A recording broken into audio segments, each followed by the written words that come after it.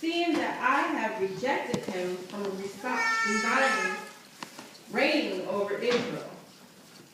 Fill thy horn with oil, and go, I will send thee to Jesse, the Bethlehemite, for I have provided me a king among his sons. So we're going to talk about Samuel and Saul, why we struggle with closure. You see, Samuel and Saul were friends. They were buddies. They were king and prophet. See, there was a few times where God was displeased with Samuel, and at this time he was asking him, why are you sitting here mourning? See, a little history is that Saul was the Israelites when they left Egypt. They were roaming. They were asked for a king. They were asking for somebody to lead them, and they chose Saul. So Samuel anointed Saul, and so they reigned together. That Israel was very prosperous because they were together, king and prophet, friends. So everything was moving along nicely. The thing is that Saul started to be disobedient to God. And Saul was doing things on his own, and the Lord didn't like it, so the Lord removed his hand from Saul. So Samuel is sitting here because he's now lost his friend, and he's sitting here mourning, and the Lord is saying to him, why? Why are you sitting here? I have a David waiting. God is saying, how long are you going to cry over something I rejected? I have taken my hand off of Saul. Samuel was not moving forward because he was struggling with what we call moving forward. God has removed his hand from it. We struggle with closure ourselves. Sometimes we miss our future or our destiny because we are living in the past. We live our lives in seasons ordered by God. As it says in Ecclesiastes, it says it's a time to be born and a time to die. There's different seasons, and they don't last forever. Seasons eventually change. Very few things and people are permanent in our lives. Relationships change. You may not be with the first boyfriend or girlfriend that you were with. People may change.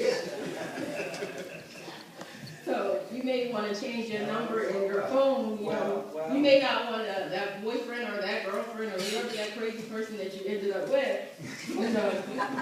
You don't want to take the number out of the phone because they may call you. You don't want to answer on strange numbers. So you might want to change that name from John to a do not answer or leave me alone or something like that. And sometimes our church membership change. Sometimes we may stop growing at the church that you were at and we move on to different churches. Our ideas change. Sometimes our employment changes because of restructuring at the job. And we might change from immature to maturity. You may say you're 40, trying to be 20. I was at my cousin's, a couple years ago at my cousin's dance. She had turned 21. And I'm in there, and there's a song that comes on, and everybody jumps up and they're singing the song, and I had never heard of the song before in my life. So it's like me sitting there, and then you're judging because you see the girls come through, and you're like, what do they have on? Or their mama let them in the house like that. That's how you know you become mature because you're sitting here wondering these things. So you shouldn't be in those areas anymore. So 40 trying to be 20. That's right. But immaturity could stop you from growing into your next season. Why Samuel got stuck while David was waiting. 4 reasons we struggle with closure. We have different spirits, the spirit of avoidance. When God ends a season, we often get attached to it by people or romantical, our co-workers, our friends. People get comfortable with you and you get stuck and you're not moving on to what God wants you to do. 2, we have fear. There's no guarantee. If he tells you to leave that job, then you're wondering, will I get paid more at the next job? Will I get a next job?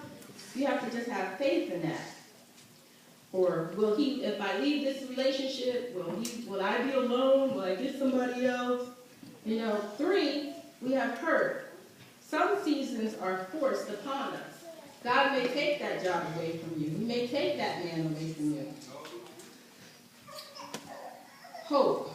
Some people believe that things will change or they'll get another chance.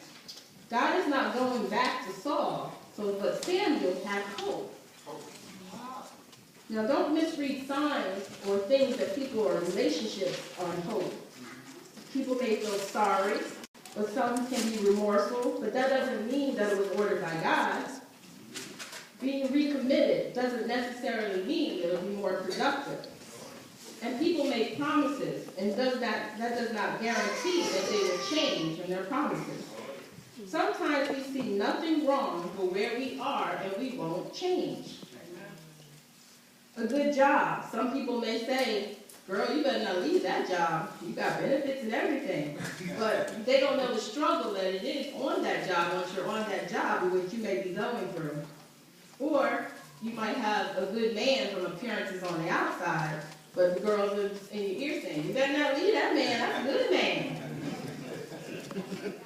But we have to be applaud. Many men may applaud, but God did not ordain.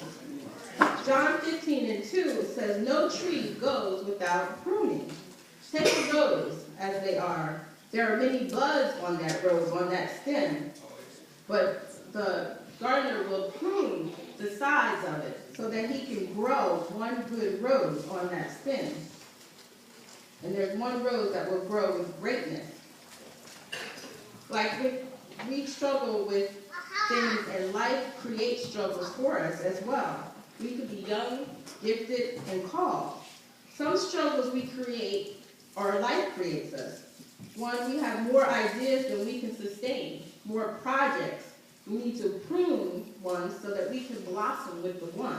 We may have many decisions to make or put our things in a lot of activities.